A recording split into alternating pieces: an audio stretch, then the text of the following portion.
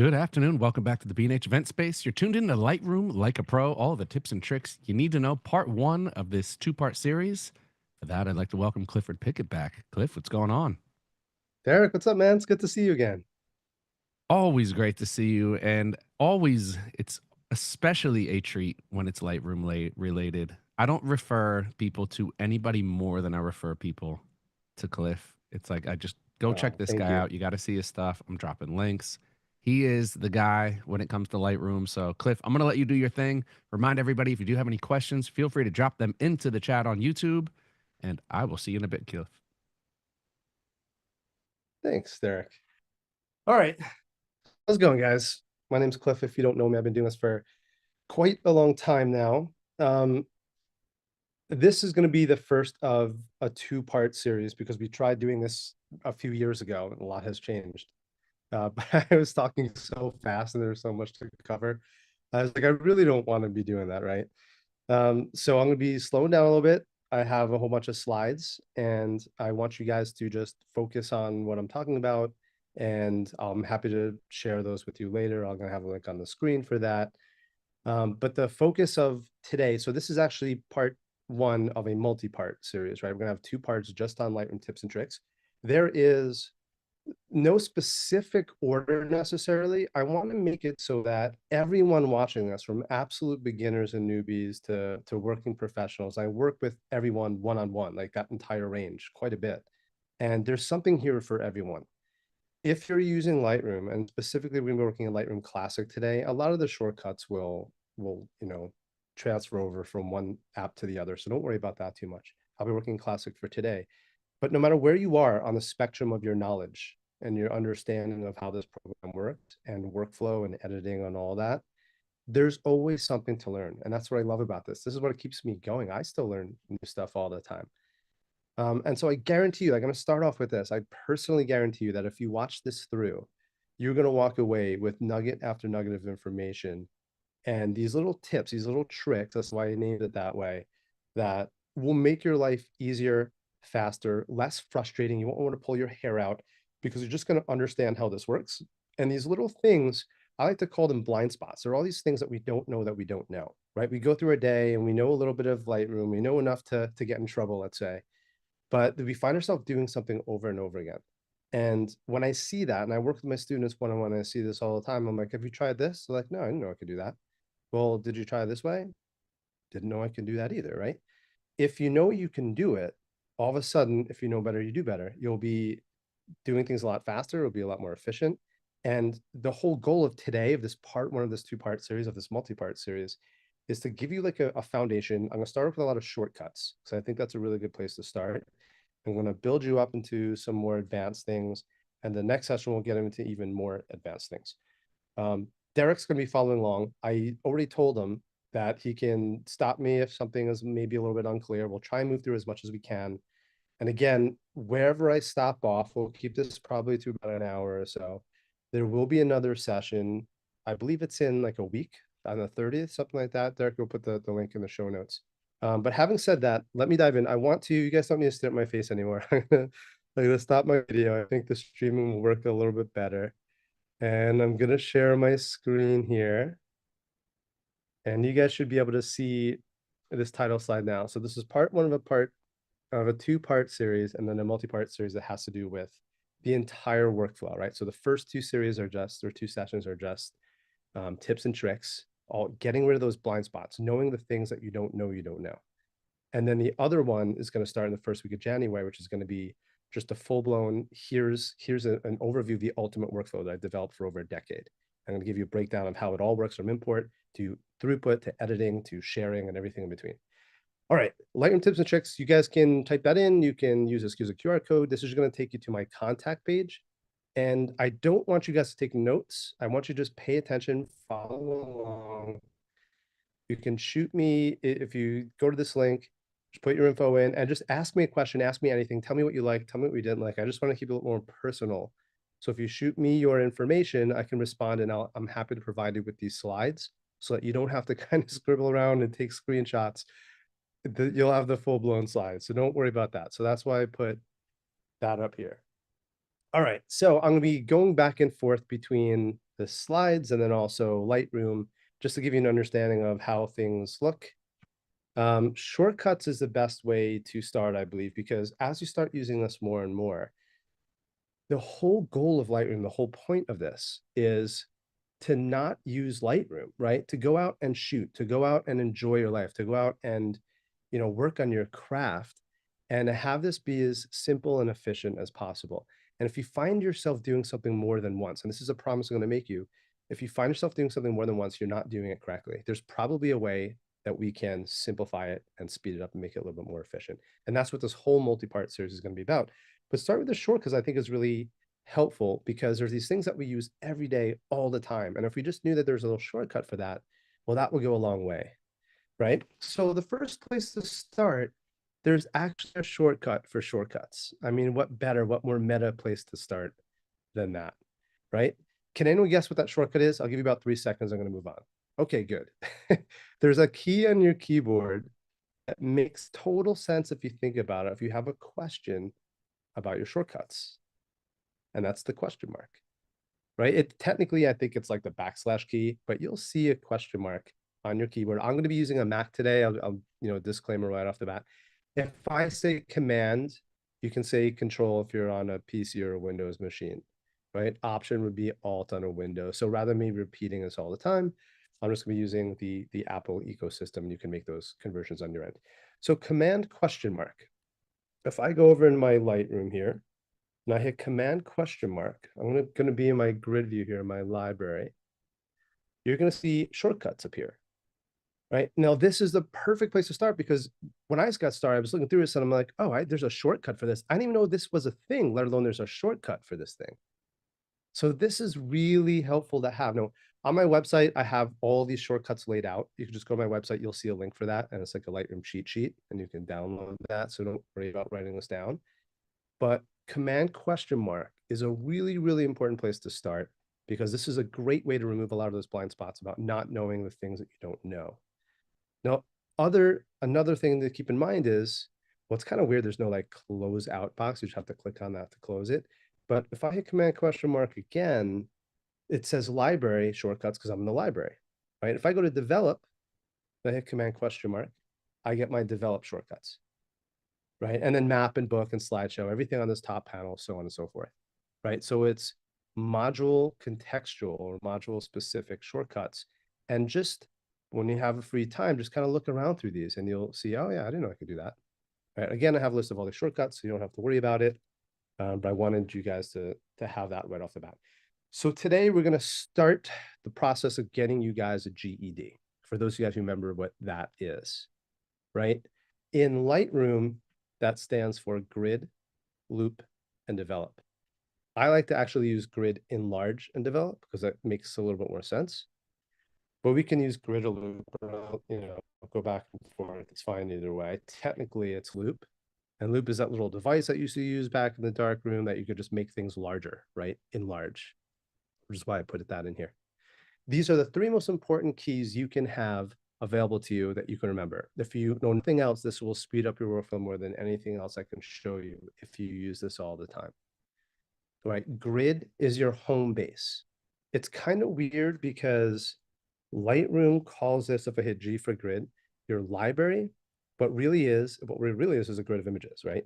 So that's what we want to call it because no matter where you are, you could be in your develop, you can be in your map. If you go back to your library, or no matter where you are, you hit G, it's going to always go back to your home base, to your grid view. And there's other things you can do. You can hit the plus and minus key, and that will make it smaller or larger.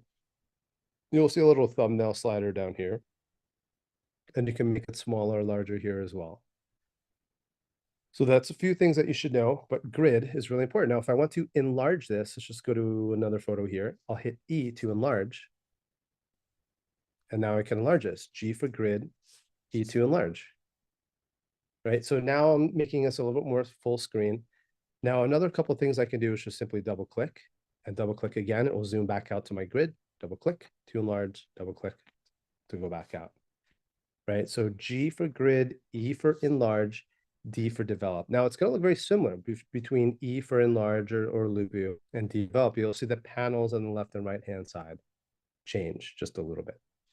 right? So you are between the library and the develop module there. All right, so your GED.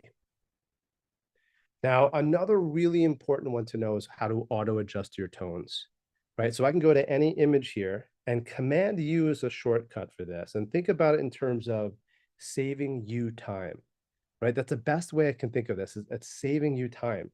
If you go to any image here, let's just make this one a little bit darker. I just brought these up here, right? If I hit Command U, it's instantly going to adjust my photo.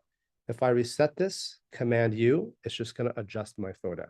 Shift Command R is a shortcut for reset, but I'm going to get to that in a little bit, right? So that Command U is really important. Now, why would I care so much about the shortcut? Because, I mean, honestly, I can just go to my tone and I can adjust this here, and it's really not that hard to do. But the reason why I care about so much about this is because I can go to several images, right? Let's just maybe go out of this folder for a second. Let's go to something like these. And I'll maybe grab a few of these here, and I'll bring these back over into my collection. Now, if I want to auto adjust these, remember I said before, anything that you do, you should only do once. I don't want to have to sit here and adjust this one, and then adjust the next one, and then adjust the next one.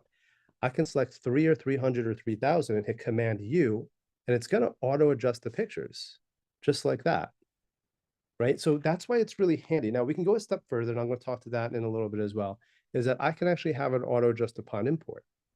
And I'm 50-50 on that. Some people love it, especially when you're getting started. For me, I actually prefer to see the original capture.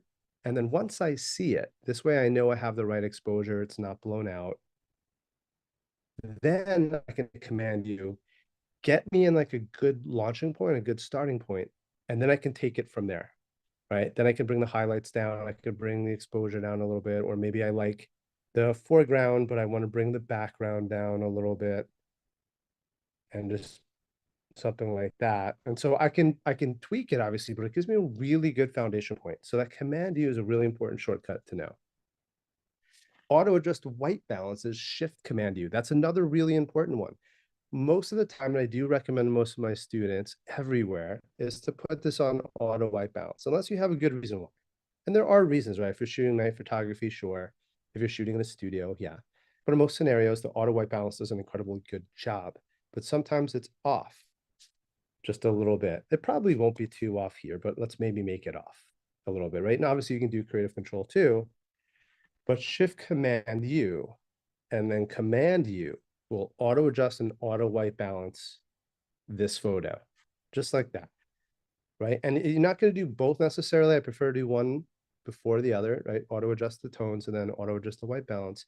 But again, the reason why these shortcuts are so powerful, because I can do this, Command U to auto adjust. I'll make these a little bit larger, Shift Command U to auto white balance. And now you have everything automatically adjusted, and this scales. That's the whole point of this. It's the whole reason why we're using Lightroom. It's the whole reason why I'm going so far out of my way and really being redundant here, is because this is really going to save you time, not just on 3 photos, but 3,000, 300,000, right? If you probably look at my collection up here, you'll see I have over 1.2 million files. Imagine adjusting those individually. That's not cool. I don't want to do that. Okay, let's go back and go to the next one here. So white balance, right? We know how to auto white balance, which is just Shift Command U. How do we just white balance? Well, if I go back and maybe we take, let's go to another photo here. I don't know. Let's go back to this day and let's find something. This is too similar. Let me go down to my collections over here and we'll do images. Let's do maybe something like this. Okay. Let's say the white balance was really off one way or the other. If I just hit the W key for white balance, I can just grab anywhere that's neutral. And the cool thing is, if you know the shortcut, it doesn't matter where you are, right? Let's just change that white balance. It's kind of hard to even show because the white balance is so good on the cameras these days. If I could just be in this grid view, right? G for grid, and I hit W, and it instantly jumps into my loop view, gives me this magnifier, and I can click on something neutral. Right now, it's going to work a little bit better if you have a neutral gray rather than a black or a white point, especially if it's blown out or overexposed. So you try and find something neutral, but it's another way. And then you can just hit Shift Command U to auto white balance. And between one of those two things, it gives you a really good starting point for the photo, right? So just something to keep in mind. All right, let's go back. Zoom. This is really important. We're zooming to our photos all the time. And there's some really cool ways that you can zoom that you should probably know about that I use all the time. The first thing is if you go back to the photo here, we have our spring-loaded zoom key. So what that means, if I hold the Z key down for zoom and then I let go, it just jumps back and forth. Now I could be in my grid view and still hold the Z key down and then let go, goes back to my grid view. So it jumps all the way in and then zooms all the way back out. That becomes really cool. Let's just go to another day here. Let's say I'm looking at these images here and I want to see which one's sharper, for instance, right? I don't even have to go into my enlarge, hit the E or D for develop. I could just hit the Z key and I could look around inside the photo and see which areas are sharp. Then I could hit my arrow keys. I'm just hitting the left and right arrow key here. And I can see, is that overexposed image still sharp? Because when it's overexposed, it's a slightly longer exposure. And it's a really nice way to just be able to look at your images. And then if I let go of that zoom key, I'm all the way back out again. Really, really helpful. So that's your spring-loaded zoom. Zoom is just going to be the Z key, hold it down, it spring loads. Command plus is an obvious one, right? So if I go into the photo and I want to, let's maybe bring this down a little bit. There we go. I'll hit Command U, maybe bring the shadows up just a little bit more. All right, that's looking pretty cool. Now, if I hit Command plus, I can zoom in increments to check critical focus. That's pretty cool. And you'll see on the top left-hand side where it says fit and 100%, this is my secondary zoom, and I'm just jumping in between these points for my secondary zoom. I can always go back to 100%. I could always go back to fit, and you have fit or fill here. But typically, I'll keep it at fit. Right? And then I can zoom in just by clicking and zoom back out, Command plus or minus. So that's another really good one to know. The double click also, I can be in grid view and I can double click on a photo and then double click to go back out. I can double click to go in, click to zoom out, double click to zoom all the way out. So think about this as like tunneling almost, right? You're always starting with your grid, your GED, your grid foundation view. And then you click to go into it, double click to go into it, click once to zoom around, click back out, and double click to go all the way back out. This is going to be such a time saver when you're looking through years and years of photos. And that's what we're going to be doing if you follow along through these multiple courses that we have here. All right, command and drag a bounding box. That's a really cool one that I think I don't see a lot of people knowing about this. So what you can do is hold the command key down. Again, that would be control on a PC or Windows. And I can just drag to zoom right into where I want to go and then click to zoom back out. Drag here. So I don't have to kind of command plus, plus, plus, plus, plus.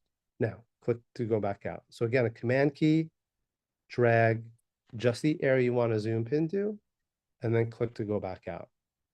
Right. So those are all the ways that you can zoom, or actually those are most of the ways. There's one more. I'll also mention the navigator here. So if I command and drag to check something, critical focus, you'll have this navigator. And so this is really nice to know if you don't have this open all the time. Sometimes I'll close it because I want to see all these other panels.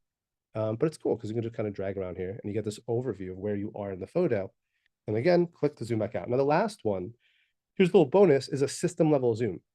So what I do, I'm working on my laptop all the time. I'm full time on the road and I do these remote sessions with people everywhere and they have typically larger screens, larger monitors at home. So I have to squeeze these 27-inch, 32-inch. I have one client that has a 42-inch, one that has a larger one actually. And it has to squeeze into my laptop, right? So I get very used to just zooming in, and those are getting a little bit older too. It's nice to be able to zoom into our screen. This is nothing to do with Lightroom necessarily. But if you go under system settings, right, you're going to have accessibility. And under there, you're going to see something zoom. This is a Mac, I get it. But for those of you who have a Mac, this is a lifesaver. Everyone I show this to, they absolutely love it. So you can use your keyboard shortcuts to zoom, and you can use a trackpad gesture to zoom. And so what I do is with 3 fingers, I'll tap and drag. I don't think you'll be able to see this on your end, but I'm zooming into my monitor right now. So it's like having a little magnifier with me all the time. And that works inside of Lightroom as well. Now, what I typically do for my students is I immediately go into advanced and I set this to restore zoom factor on startup. Because if you zoom in and you leave it this way, it's going to drive you mad because you're going to be zoomed in all the time. You're like, what the heck is going on? I've been there more than once. I know a thing or two because I've seen a thing or two, right? So now if you at least restart your computer, it restarts that zoom, but that's a system level. So what I'll do is I'll just zoom into the different panels. The text is a little too small and I don't feel like zooming in. That's another way you can do it. All right, that covers everything that has to do with Zoom. Next one, full screen. F, it used to be Shift F, now it's just F, so you can go to any image. Let's just pick another photo here. Let's go down a little bit. I was shooting this quite a lot. Here we go. I'll hit F for full screen. All right, instantly it takes all the panels away and you're just seeing this full, and F again is going to bring you out. So it's a simple shortcut. I don't have to go that much further with that, but F for full screen. If you ever want to show someone your images and they come by and look over your shoulder like, oh, look at that. What are you working on? F for full screen.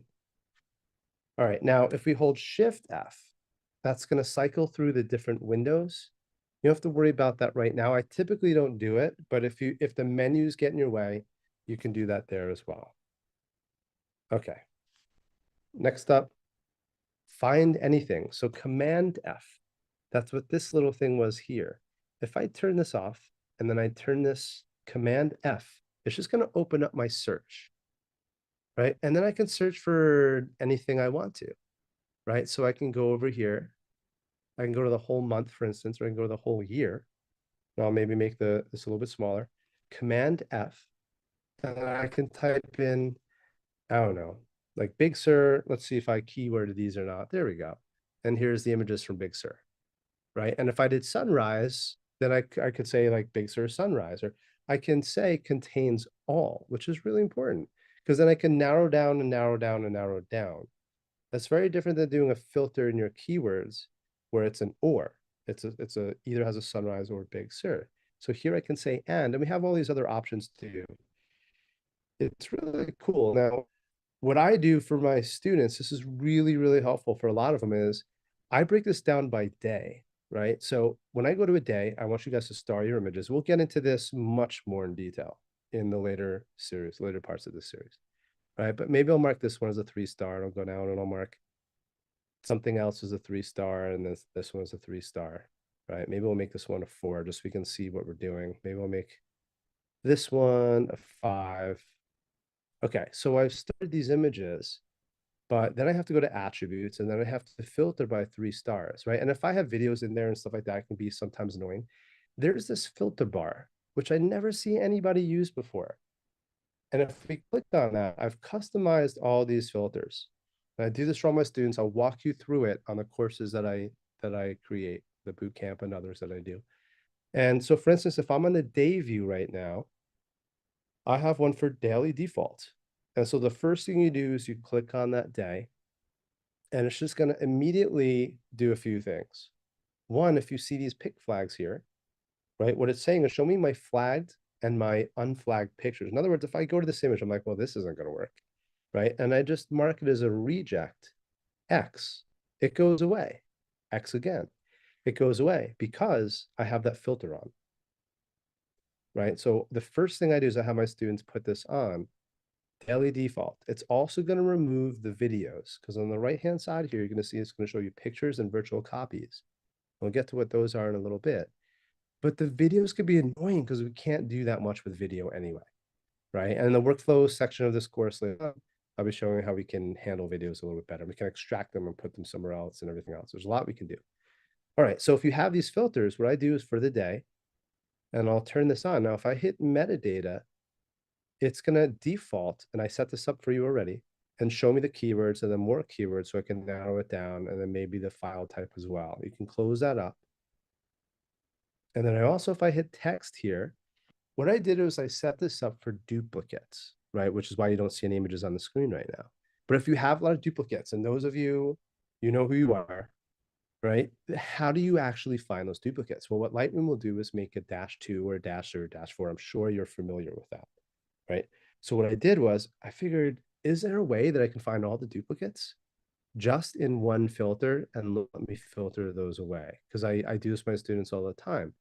And it used to be, well, let's just filter for dash twos and then dash threes and dash fours. I've seen dash eights and dash nines before. All right, so what we would do is filter for all of these, dash two, dash three, all the way up, and even the ones in parentheses. And if you have duplicates, they'll show up in this field. And all of this is make that disappear. You make that disappear. You can turn your filters off. But for any given day, you're going to turn on daily default. And we're going to default to just showing those 3 stars. Then we go to the month. And if I click on the month, I can go to the same filter. Again, I customize this for you. Here's my month default. That's just going to filter automatically by my 4-star images. Right? I'm going to get into what that means, but essentially 3 stars images you want to see again. Everything else filters away. Your 4 stars are the ones you want to share. Those are the ones we edit, because you don't edit anything you're not going to share. You don't share anything you're not going to edit. And then you have your 5 stars. Those are the ones you want to showcase. Those are your portfolio. So the stars mean something now. And I'll get into that a lot deeper later on. But for the filters, this is really handy to have, right? So every day you can go through, turn that daily default on, and it gives you this default, removes the videos, removes the duplicates, and shows you just the images you want to see and gets rid of any of those rejected photos. If you're one of those people that loves deleting photos, don't. You can reject them and they'll disappear, right? That's all you have to do. Click a photo and reject it. Then we go to the year, same thing. You're going to have your year default. That's going to default to showing me my 5 stars in all the photos throughout all of the days and all of the months. That's really powerful to have. And what I did is I turned on all these filters. This is a little secret. You can't do this by default, by the way. If I click on just attributes and then metadata, I can have 2 on. Won't let me do 3. It's interesting. But if I do it this way, it's the way I customize, a little sneaky. I can see all the pictures across my entire year that I want to showcase. That's really powerful to have. And again, that's the reason why we're doing this. So you don't have to reinvent the wheel. So every day you do a filter for the day, every month you do a filter for the month, every year you do a filter for the year. And yes, even for, I have a folder called all photographs. These are my new photographs. I keep them on my internal drive. For most people, that's not really too large, right? But we do have a folder for all photographs here. And I can click on that. And that will filter all photographs. And I can go through here and say, just show me all photographs. And again, 5 stars, all my search. I have my text options. I have my stars, so I can back that down, showing my 4s and my 5s. Now show me my 5 stars. And then I have this, which you can scroll down. And this will give you access to all the years through metadata of all of your pictures across your entire catalog. I recommend having one folder, one drive, one memory card, one catalog, one everything. I'm going to simplify this. I'm more, but it's going to be greatly simplified if you stick with this. And then you can look by every image by every year and narrow it down. And then you have your file types, and then you have your keywords. The reason why I have 2 keywords is because I can narrow down by family and then further by family in Spain, family in Italy, that kind of thing. So you can narrow down by having multiple keyword columns. All right, so that's your filter bar. That was something I threw in there because it was really important. And I use this all the time, and my students absolutely love this. I've never seen anyone do before. I don't know why. All right, let's go back. Information overlay. If you want to change the information, you hit Command J. So what does that mean? So first of all, I for information, right? If you're starting to see a pattern here, I'm highlighting in blue and then the letter I. It looks like an L, I know, it's an I. I for information overlay. So if I click in, let's stay with this photo. It's kind of a cool photo. You'll see there's information on the top here. This says the raw file. Right now, if I hit I, it'll disappear. If I hit I again for information, it'll pop up, and then I can cycle through between these. This is really important because you really want to kind of marry the image that you're looking at with the adjustments that we use to create it. That is a really powerful concept, and I insist that most of my students have this on all the time, because you can really see if something's blurry. Oh, look at my shutter speed. And I can assess and say, well, why were you shooting this at 1600? You're on a tripod, right? Yeah. Well, then technically you could have shot that ISO 100. And then we learn from that. That's the whole point. No one's going to master this. We just get better and better. And the cool thing about this class is we get to learn. And this is one of the best tools we can use to learn from our decisions that we make in the camera, to understand the results of those decisions along with the decisions that were made. Now, if you go back to this slide here, I wrote down Command J. Now, why would I say that? If I hit Command J, that's going to give me my default view options. And I need you to set this up in a very specific way because otherwise it doesn't really make sense. So we want to have our file name. That's cool for a lot of reasons. We want to make sure we're not looking at duplicates. We want to make sure we're not looking at different versions. And it's nice to be able to reference the name of the photo. This next one, though, capture date and time. Or if I do common photo settings, what you want to do is you have all these options, by the way. And if you have a reason to choose something else, that's fine. You can. But I like to use common photo settings because then I don't have to choose my exposure or my lens or my ISO. I only have 3 levels, right? The first one is a file name. So if I do common photo settings, or is it right down here, right? You're going to see this. It's going to show you your shutter speed, your aperture, your ISO, your focal length, and the lens that you're using all in one line. Everything basically you need to know about the photo. And then that last one, if I hit Command J again, you could choose whether you want megapixels. Sometimes it's nice to have crop dimensions, right? Because that's going to be different. If you crop into a photo, you can crop in significantly into a photo. And it's still going to show you, wait, this is 60 megapixels? This doesn't look like 60 megapixels. The original photo is. Lightroom's just working off a preview. I'll explain a lot more about that later on, but just for the time being, you can put information, the information that's relevant to you. This is how I would suggest it. File name, common photo settings, and megapixels. But again, you can click on any one of these. And if there's something else that's really helpful for you to know, maybe what camera you're using or something like that, or caption, maybe you have a good reason to. You can put that in here. So that's Command J for your information overlay. All right, another really important one to know, reset. Your ability to create is in direct proportion to your ability to undo, right? I firmly believe in that. That's why I love using Lightroom so much because it's non-destructive. There's literally nothing we can do to a photo. There's no way to screw it up that we can't recover from. Let's go to a different photo here. Here we go. All right, let's say I bring this up, I edit this photo, and then I kind of like it, but then I royally screw up, right? Let's just make this terrible. At any time, you're going to see there's a reset button down here, and I can reset that photo because everything we do to a photo, if I right click and say show in Finder, and I hit the space bar here, this is my original file. That's not changing ever. The adjustments you're making inside of Lightroom are non-destructive. You're looking at a preview of your adjustments. When I move the exposure slider, when I move the temperature slider, this is what the preview of the image looks like. We're never touching the original. So what that means is you can experiment as much as you want to. You can go way overboard, make it black and white, whatever we want to do.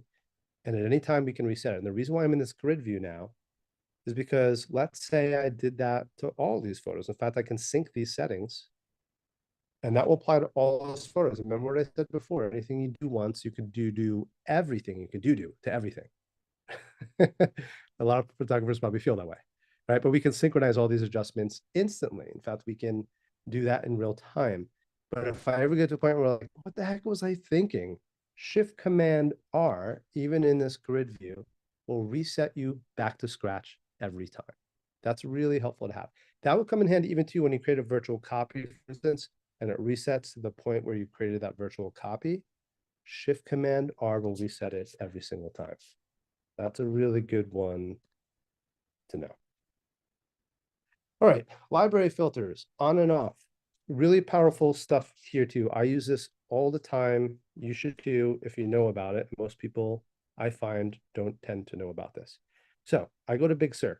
I selected a few of my images here. Maybe I'll just select a few more to make this a little bit more interesting. I'm gonna go to 3 stars. I'm gonna go 3 stars.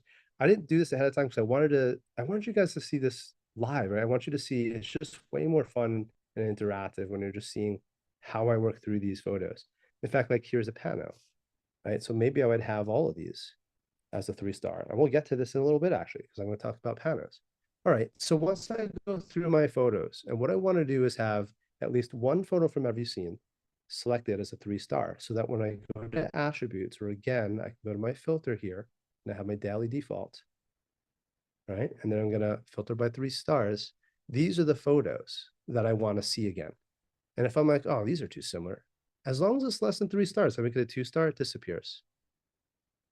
Look at this one, I'm like, I don't like this one as much. 2 stars, disappears. So I'm just left with the image I want to see again. I'll get to this in a little bit, but I can group these, and I just have one. Now, the filter bar, library filter, right? That's why I wrote, where did that go? Library filters on and off here. Command L is a shortcut. Library filter on the top left, if you see that. If I hit Command L, it turns the filters off, so I see all of my photos, all 335 pictures. Command L again for, again, library filters. It just clears everything up. It's like seeing the greatest hits. It's like finding clarity for every folder. Now, this is really important. Command L, see everything, Command L. So if I'm editing this photo and I like the way it looks, but I'm like, I don't know, is there a different composition? This one's a little soft, for instance. This will help you so much when you're kind of nitpicking on which photo is technically sharper than the one. Just choose one. Don't worry about it. Because if you start editing that photo and you realize, should I check if there's another image? Maybe it's a little bit sharper. You don't do that until you get to 4 stars or 5 stars, because that's the only time you're going to share your images anyway. Command L, turn the filter off, and it takes you to wherever you are. I could be in the year view, and this is this image inside this entire year view. But I can filter that, and here's this image in the landscape with all the other pictures. I can go to this photo, for instance, and it gives me this tunneling, this warp, this large bird's eye perspective of my entire year. And then I can hit Command L, and it turns all that off, and it takes me right to where this photo is taken in context with all the other images. This is this aurora, by the way, that everyone saw earlier this year. It was crazy. It was out in the desert, right? Truck camper. It's pretty fun. All right. So if I wanted to find that, the problem is, and I'm going to get to this a lot more in the workflow, just about everybody, if they haven't met me yet, just about everybody, they're trying to find their images. And here's the fundamental problem with that. You have to remember your images in order to find them, right? You have to remember what you're looking for in order to find them. But if you do it this way, click on that year, and we have year default, your images are going to find you. And you go down one more if you don't find what you're looking for. And here's that image. And if I really like it, 5-star. So when I go back up, here's my 5-star images. Your images will find you. And then you have all these other tools to help you find the images more. Any searchable word, right? All the metadata by the years, the dates, any camera information, all of that. But the second you click on the year, now if I hit Command L, again, turn that off, here's all the pictures of the entire year, right? How are you supposed to, it's like, there's a great quote from a movie I watched, The Legend of 1900. The guy's a famous piano player. And one guy asked him, he was like, he never left the ship. And he goes, well, why didn't you leave the ship? And he goes, well, when I'm on the ship, it's like a piano. I know exactly how many keys to play. But when I go off board, there's an infinite number of keys. You can't play music with an infinite number of keys. And the same thing was true with our photos. You can't see what you shot, and you certainly can't share it if you have an infinite number of photos. Command L, turn that filter on. Here's the photos. Right, I have a lot more images to go through, so there's gonna be a lot more 5 stars in there. I got work to do. But this is how you filter this away. Really, really powerful library filters on and off, as long as you understand how those filters work. I should say one more thing, by the way. When we click on a day, that's odd. Didn't I start this by 3 stars? How come that's not saving? Well, I have to turn this lock on next to filters here, right? And again, this is the daily one, so I'll go to daily default, and then I have to turn this lock on. And that's kind of cool, right? And then I can say 3 stars.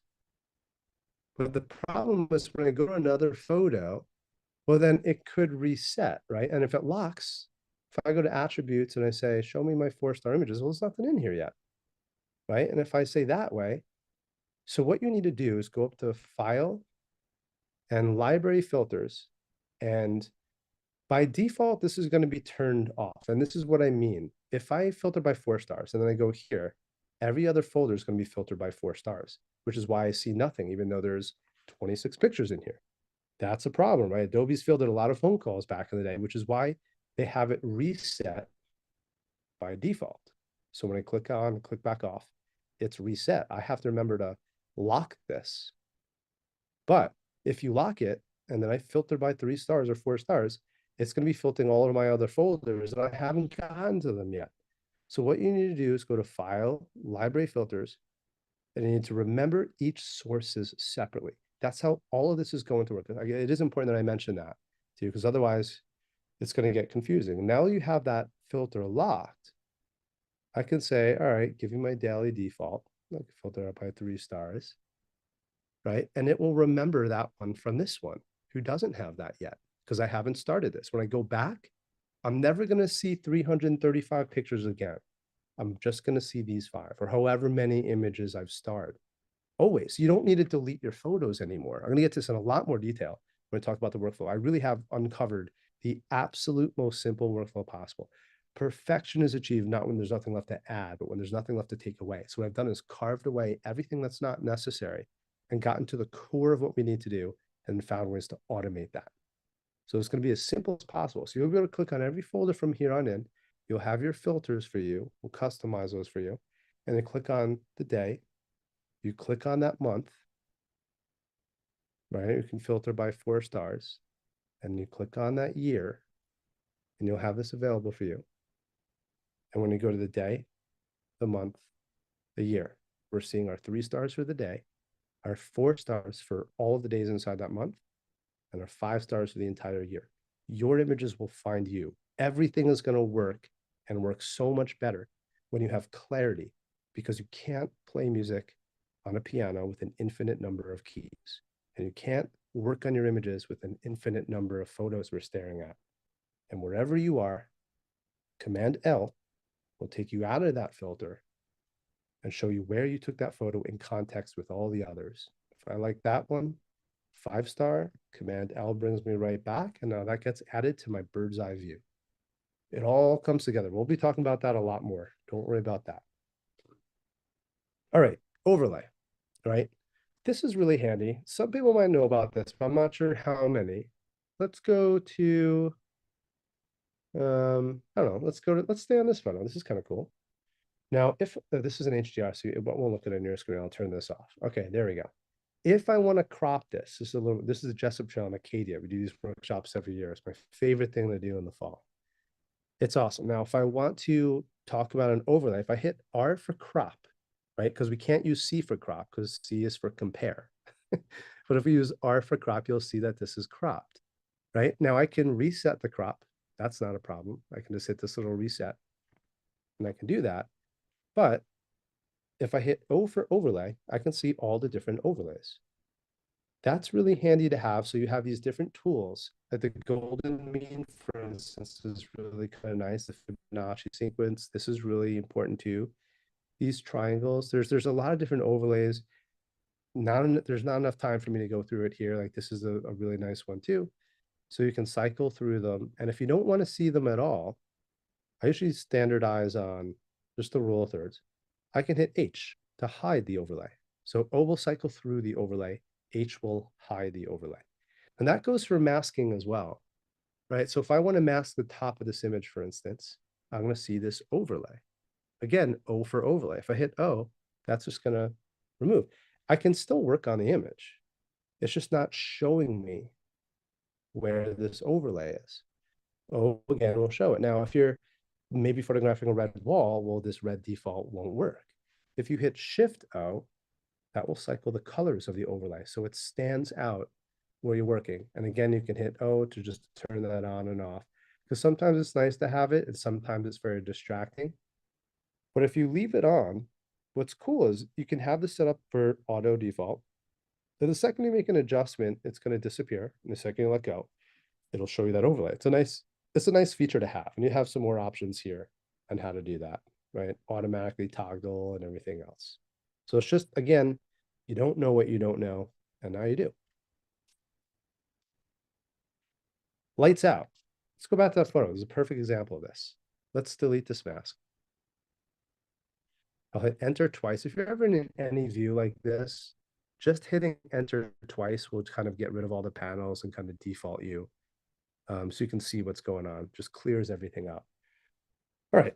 So if I want to do lights out, and that is specifically for cropping, I don't really use it for anything else. But if I hit L for lights out, that will just dim the screen. L again will turn it black. It just gets rid of all of the distractions, right?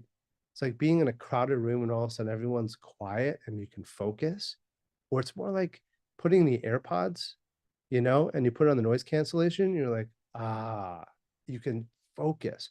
The reason why I like it in the crop mode though, because if I don't have that, I'm seeing both the old image and the new one, and I don't like to work that way. It's confusing, right? So if I hit L and then L again, I'm just going to see the final crop.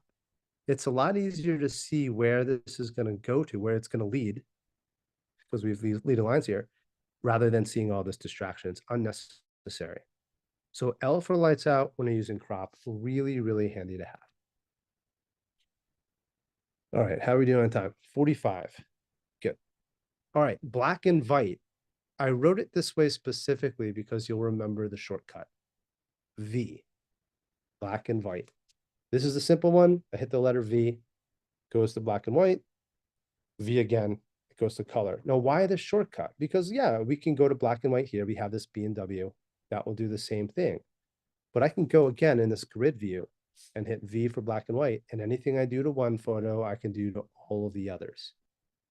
That's really handy to know about. And again, anything I do, I can undo at any time. I can either hit Shift Command R to reset it. I don't want to do that here. I just want to undo the last thing that I've done. So Command Z is a way to undo the last thing I've done. Right? That's really handy. Now you have all these different features here at the menu bar at the top. And I encourage you to go explore some of these. And if you want to undo, for instance, Lightroom is really, really good at this. This is something that's really worth pointing out as well. I showed you how to the shortcut for shortcuts. But for everything you do, if you're finding it taking you a long time, you have to go into a menu. Lightroom is really good at telling you what the shortcut is for just about everything. And beyond that, if you don't know where it is, because there's a lot going on here, I can just go to help, and this is the best help feature I've ever seen in any software. I can literally just type in undo, and it will show me all the ways I can undo. And it will literally point me to where this is in the menu. And even better, it'll show me the shortcut for that thing. So if I find myself doing something more than once, this is a mantra that I keep on saying, you're probably not doing it right. If you're doing it more than once, we can scale that. We can automate it. And just knowing that shortcut, Command Z is one of those. But that goes for anything. If we want to save metadata, here's where we can do it. Oh, Command S. That's a good one to know, right? So that help feature, really, really handy to have. It's interactive. It's great. So V for black and white. You can do this from a grid view. You can take all of your images and convert them to black and white in a heartbeat. Or you could just be, oh, drum roll. I meant to hit D on one of these photos here. That's good to know. D for drum roll. I should write that as a shortcut. But if I work on this, there we go, black and white. If I hold the letter V down, V for black and white, but if I hold it down, it temporarily shows in black and white and then color. I can't tell you how many times I've worked with students and they say, oh, it looks better in black and white. If only you tried it. And I'll look at a photo, like, have you tried this in black and white? Let's try it. Just hold the letter V and then let go and you're back. Really quick, really simple. All right, grid view. So I said the Command J before, and that was for when we're in this view, for instance, we hit Command J, we have those common photo settings that I showed you. But in the grid view, G for grid, we also have settings we can adjust. So Command J will bring up the loop view or the library view options, right? And I prefer to look at it in the specific view, right? So beyond that, let me back up for a second. If I hit the letter J, right, let's just get rid of these tabs. It's a tab key. I have a slide coming up for that. I just cycle through these different views. And I prefer this view because it gives me all of the information. And these basically, I mean, you can take a screenshot of this, but I just checked everything because why not? Right? I want to have all the information at my fingertips so I can change it. Now, one thing worth pointing out here is that we have these 4 options at the bottom left. That corresponds to these 4 corners on the top of the image. I can click on any one of them and I can change what we see in these 4 corners. So if I zoom in a little bit, I can say, oh, well, I don't need to see the folder this in. Show me my megapixel count. And it will show me the megapixels in all of the images on the bottom right-hand side. Right? I already have left here, so you don't need to do that. But if you right click on any one of those, you have four corners. As long as you hit that J to cycle through all the different grid views, all your information is at your fingertips. You don't need to zoom into a photo anymore to figure out the capture date and time, or the crop dimensions, or the exposure bias, whether it's something -1 or -2, so you can see the bracketed photos, right? There's a whole, quite literally, list of options that you can choose, right? So just take a second, take a screen capture of this. I'll change this back to folder. I find that kind of helpful. Not as much as just the name of the image. That's kind of the most important. And then seeing the megapixels. The megapixels is really important to see at this view, because you're probably going to be in a scenario where you're going to see a bunch of images next to each other, especially if you're BC, before Cliff, right? That's everything that happens before I get involved. The problem is you're going to have 3 or 4 images that look identical because you've exported and then imported. And then now you're going to choose the wrong one. What I mean by the wrong one is the one with the lower resolution, the JPEG, or the one that's filed for like Instagram and resized. You can see them at a glance if they're right next to each other. Command L will turn this filter off. You'll have images maybe, I don't know, like this, that are next to each other. And you can see at a glance, well, this one's 25 megapixels. This one's 2 megapixels. Well, then clearly this is the one that you don't even need in your catalog at all, but you can see at a glance not to choose that one. Choose the one with the highest resolution. And there might be other scenarios that you can think of. Again, right click, you have all these options to choose from. Now, if I hit J again, it's going to cycle through, turn everything off. I don't really find this that useful. This one I do find useful though. Let me show you why.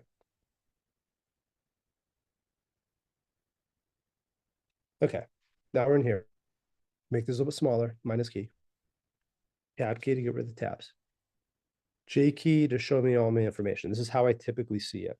But if I'm in a collection where I need to see more, this is how I typically see it, sorry. If I'm in a collection where I'm building a portfolio and I need to see my top 20 photos, I don't want you to choose your top 20 photos. I want you to choose all the photos that you think have the potential of being in the landscape collection, in your portrait collection, in your Italy collection, whatever it is. Throw all of them in there that you're excited about. And I'm going to say, if we're going to build a portfolio, which I'm committed to doing for every single one of my students this year, right? We're going to do that together live starting in January. If we do that, I'm going to say, well, you don't want more than 15 images, 20 tops. How are you going to know? Hit the letter J, and it will show you that number on top. No matter how I move these images around, I'm going to have my mark of 20 images right here, right? And you can resize them till you get a solid 20 or however you want to do that. I bring this one in, pushes the other one back. I always have my top 20. Everything else filters down that list. So that J is a really nice shortcut to keep track of the numbering of your images as well. All right, clipping. This is a important one as well. Let's go to, let's see. Yeah, this will probably show me some, let's do this one. There we go. You're going to see this histogram on the top right. If you don't see it, click that little triangle to roll it down so you see that histogram.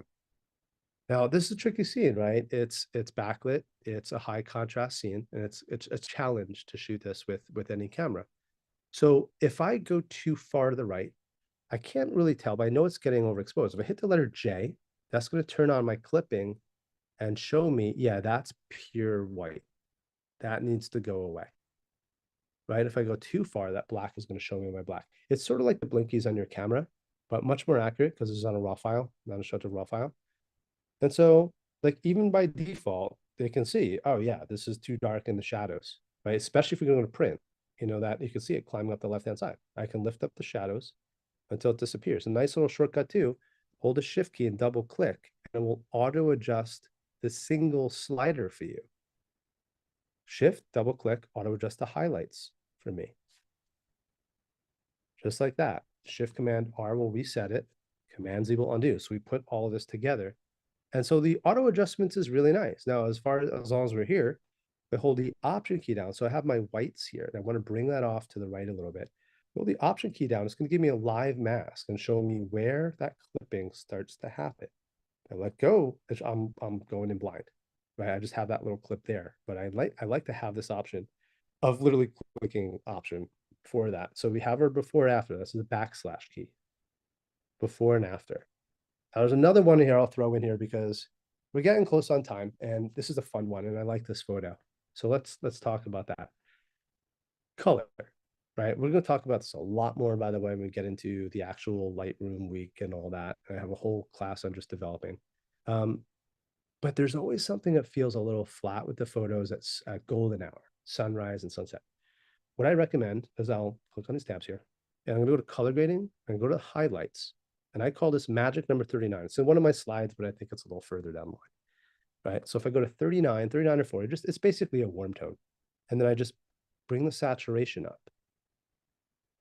You'll see what that does to bring in that golden hour again. If I hit this eyeball, you'll see that before and after, right? So it's subtle, but it all adds up, right? And just because I can't help myself, if I go into my vignette and bring this down, again, you'll see that clipping, right? So I can maybe go into my shadows and bring it up, or go to my blacks and bring them up a little bit. And that's starting to look really nice. I can go to my transform and I can hit auto, and that's just going to auto adjust it. This is a really nice one to know about too. I do have a slide later on to show you this. We do have an auto adjust. If I hit R for crop, we do have an auto adjust the angle, right? But anything you do to one photo, you should be able to do to all photos. That's why we're in Lightroom. That's why we're doing this, to save time, to scale it. It's a giant database. There is no way for me to auto correct the horizon at this level. There just isn't. There isn't an option for me to select all of them and sync the settings, for instance, and do it. There isn't an option for the autocorrect. But there is an option. You just have to know the shortcut, the workaround. And that is transform has an auto. So that will auto adjust the horizon in here. And then we can go to the other photos. Let's go to this one. Why not? And we can sync the settings. There's Shift Command S is another shortcut. And then you're going to see transform is one of those options. So I can say check none and just do the transform. And I would just sync the reset of the horizon. You know, they're pretty good anyway, so they don't have to be adjusted too much. But this is, again, this is why I tell people, don't worry about getting the horizon. You don't need a leveler anymore. Forget that. You definitely don't need that. You just need to know the tools. And this is one more way that we can scale everything that we're doing to make it simple, to make it easy. And these are all things that I can build into as presets for you. So I could just say auto level horizon, click one button, and I'll get into that later on. But the presets that most people selling you don't help you. They give you a look. What you need is a way to develop your photo. So you need something that will one click auto adjust tones, auto adjust white balance, auto level, auto find skin tones, and let you build it in one click. But you're making the creative decisions along the way. I've never seen anyone do this before. I'm in the process of creating that right now. So this would be one that we can scale to all the pictures in a day or folder or month, a year, whatever. So just auto level with the transform tool. All right, that covers clipping. Save. This is another one. Maybe we'll do a few more. I think we're coming up almost to an hour here. Derek, you can let me know how we're doing with time. All right, save. It's weird because there's no save button anywhere in Lightroom, right? It's kind of weird and kind of cool. And the reason why there isn't one is because every adjustment that we make, it automatically saves. And if I make this warmer and I create a vignette, go to effects, create a vignette. All right, and then go to my tone curve and I make this brighter and all these other things I want to do. If I hit the tab key and go to my history here, here's all the adjustments that I just made. Every adjustment I've ever done since import. In fact, even if I reset this, remember that shortcut, Shift Command R, it shows me where I was before I reset it. I can go back to before the state before I reset it, which is really cool. So it's just something to keep in mind that it's automatically saving. Now we do have a save, right? If you go to help and you type in save, you'll see where it is. I can save the metadata to file. Now, what the heck does that mean? Well, any adjustments I make this a black and white photo. That only gets adjusted in the catalog. It's keeping track of a preview. It's not ever affecting the file. But if I do want to save it outside of the catalog, and there's a few reasons why, maybe for safety, if the catalog gets corrupted, it will maintain all of your adjustments, your keywords, your stars, your flags, all of that gets basically everything other than collections. That's the one thing that doesn't get saved. It's not standardized metadata. Everything else does though, right? So it's safe to save it out to the file. So what you want to do is, let's go up here, catalog settings. have this option here, automatically write changes to XMP. You don't need to do this automatically, but I like to keep it automatic now because you can have the best of intentions. We're all going to see this when New Year's rolls around. We get our gym memberships and we have the best of intentions for a month, and then life happens, right? If I say, yeah, just get in the habit of selecting all of your pictures every now and again and hitting Command A to select all of them in a day or a month or a year, and then Command S, because we know that shortcut now, to save the metadata, you're going to do it once, and then you're never going to do it again, right? And I see this all the time. I used to not like turning this on, by the way. There is a lot of debate. I used to, vehemently say, don't do this, because this used to mean every single time I move a slider, save, save, save, save, save. I'm moving slider rounds all the time, especially as you get faster at this. Your computer will slow down. It's trying to save every slider. So what they don't tell you, that they just updated this recently, and that it's not actually going to save all of your slider adjustments until you move on to the next photo, and then it will save it in the background. So it's not saving it the way it used to with every slider. So now it actually is safe to turn that back on. So file, and you have, sorry, catalog settings, and you can turn this on now. All right, and this will happen automatically in the background for you. And it saves it out to the file just in case your catalog gets corrupted. We're going to go into this a lot more, how to keep everything backed up safe. I guarantee you, in one click, you're going to be able to import, auto adjust, auto white balance, back up in 3 places, organize, keyword tag, and put it in the proper folder and sync it all with one click. Basically, it could not be easier. All this is going to be automated so we can set it and forget it. And this is one more thing that we can do. And if anyone's had a corrupted calendar before, you know what I'm talking about. Even when you quit Lightroom, I automate it to back it up, and I set up an automation for you. It sounds complicated. It's so simple because you literally have to do nothing. And then it's going to back up your catalog separate from the drive that you have it stored on. All that happens literally with you doing nothing at all, right? So that's what's coming down the pike. But I think this is a good place to leave it. There's so many more here to go through, and there's going to be more. So again, that's why I created a second round of this. There's going to be more. I'm doing training all the time. I have a live learning, university. We're starting in January. That's going to bring a small group of people along with me for the ride, and I'm going to be challenging you. We're going to be submitting photos. We're going to be editing them together. We're doing this as a group to really show what this looks like implemented. But we'll be starting with a Lightroom week in January to get you guys started. So there's going to be a lot more to this. And there's a part 2 coming up next week as well, where I'll be going through a lot more of these here. Right. And again, I wanted to keep it at a nice pace so that I'm not kind of rushing through this. You don't have to take screenshots. I know some of you might be anyway. Shoot me an email. I'll go right to this beginning here. Right? You just go to Lightroom Tips and Tricks, or you could just type in my name. You'll find my website, go to contact page. Rather than just having like a sign up and then just automatically sends it to you, it'd be nice to hear from you. I want to keep it a little bit more personal in that regard. So if you just go to that website, take the contact page, shoot me an email, say what you liked, say how awesome I am, say how much you hate me, whatever it is, send me the files anyway. No judgment here, judgment-free zone. But I want to make sure you have all the tools available to you, and this is a good foundation for you, and we'll be adding to this. And the platform I'll be launching next month, all this will be searchable. So you could just find what you're looking for, have all your shortcuts available to you. There's going to be a whole resource available for you, including recordings of everything that we do along the way. So more on that to come. And I think I'll leave it there. Let me stop my screen share here. Okay. Derek, if you're awake, you can chime in Of course, of course. and turn my video back on. Question from Visual Modulations. Going from graphic design to more photo editing, I can customize shortcuts in Photoshop. Is it possible to customize them in Lightroom as well? Yes and no. The answer to just about every question I'll tell you right now is it depends. All right. The Okay. first class in college, a guy writes a law class. He goes, I'll tell you the answer to every question every teacher's going to ask you right now. Giant letters. It depends. We can't necessarily customize the keyboard shortcuts inside of Lightroom, but there's plugins that allow us to do it. And there's also on the system level ways that we can customize shortcuts. But I would start with hitting that command question mark, right? And looking at all the shortcuts. I actually have all the shortcuts built out. If you go to my website, you'll see a whole like Lightroom cheat sheet. I have all those shortcuts there. And if there's anything you're looking to do specifically, I would just go to that help menu type it in, and there's probably a shortcut for it.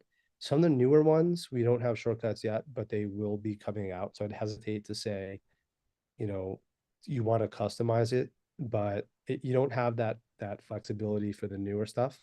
But know that those shortcuts will be rolled out eventually. So I think for most people, just knowing the shortcuts that are available, there's so many more that they ever know. But there's like something specific in mind. There's third-party plugins, and there's ways to geek out about it for sure. But I want to find that, that middle ground, so to speak. Just shoot me an email, and we'll come up with a plan for you, basically. Perfect. And one The rabbit hole final, goes a lot deeper than this. awesome. Final quick question. Can we change portrait into landscape in Lightroom? Oh yeah, definitely. That's actually one of the slides. I'll be covering that next. Let's go into, yeah. So if we wanted to take this photo, for instance, and I'm gonna make a virtual copy. So this is like a little bonus tip for you guys. Command apostrophe. And if I have that I for information, it's gonna show me that a virtual copy was made. Right? It's a little slow probably because of the live stream, but we make a virtual copy.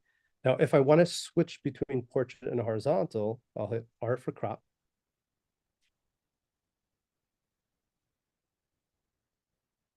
Can you guys see my screen right now? Yeah, it's going a little slow, but we're getting there. Yeah, I feel like it might be frozen. So what you would do is you hit X. In fact, I have a slide for that. I think it's just because I stopped. Oh, there we go. So I created that virtual copy. It was just a little bit slow. So on that virtual copy, I'll hit R for crop. Come on. I'll wait for it to load here. And if I hit R for crop, I can hit X, and that's going to switch between portrait and horizontal. I think it's just because we reloaded this. It's taking its time. Yeah. Okay. And All that you have to do is hit X, and that will switch between portrait and horizontal. And I think on my slides, keyword, target grouping. I think I have it in one of these slides too. So shift rating. Yeah, it's in one of these slides. So if you guys shoot me an email, I'll send this over to you. But that's an easy one. It's just acting a little slow right now. That's all. Here we go. So R for crop, right? And then X will just switch between the two. So the reason why I created that virtual copy is because then I can have like a portrait and a horizontal, essentially. Yeah. perfect. All right. Well, Shouldn't have Cliff, stopped the screen because now it has to load back up again, but that's how you do it, just X. no worries. Awesome. We are going to have you back a little bit longer than a week. So you guys don't have to wait long for part 2. And then, as Cliff said, a lot of stuff rolling out in 2025. So if you guys do have a question that you didn't think of right now, you can tune back in on the 30th when we have Cliff back, or tune in 2025. We're going to have plenty of him then. But a huge thank you to Cliff once again for another great Lightroom workshop. To all of our viewers out there, we thank you as always. Another edition of the B&H Event Space now in the books. Catch y'all next time. Thanks, Eric.